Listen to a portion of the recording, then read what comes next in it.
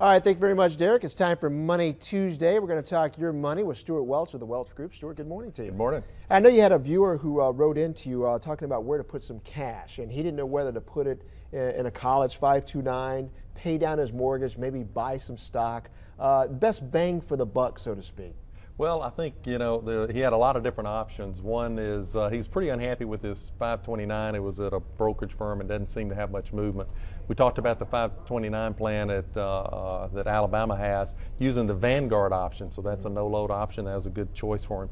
He also talked about taking a big chunk of money and paying down his mortgage. I recommended that he not do that for two reasons. Number one, if you take a big chunk of money and you pay down your mortgage, it does not affect your payment at all, so you hadn't improved your cash flow at all.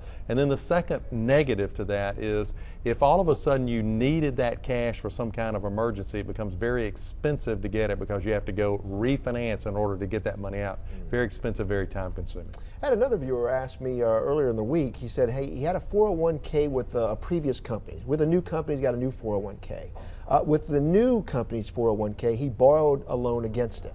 And he was wondering, well, if he rolled over the old 401k into the new one, could he use some of that money to pay off the loan with the new 401k? So the short answer is no. Okay. The money from the loan has to be paid with after-tax dollars, so he can't move money in from an old 401k and be able to pay that off. It's also probably not his best option. Instead of rolling it over into the new company 401k, he could roll it into an IRA with, say, a Vanguard or a Schwab, a discount broker, and he tremendously opens up his investment options. If he rolls it to the new company plans, he's going to have only the options available in that plan. And there's been a lot of controversy about the expenses associated with company 401k plans. When you go to a traditional discount broker like a Vanguard or a Schwab, you don't have any of those issues at all.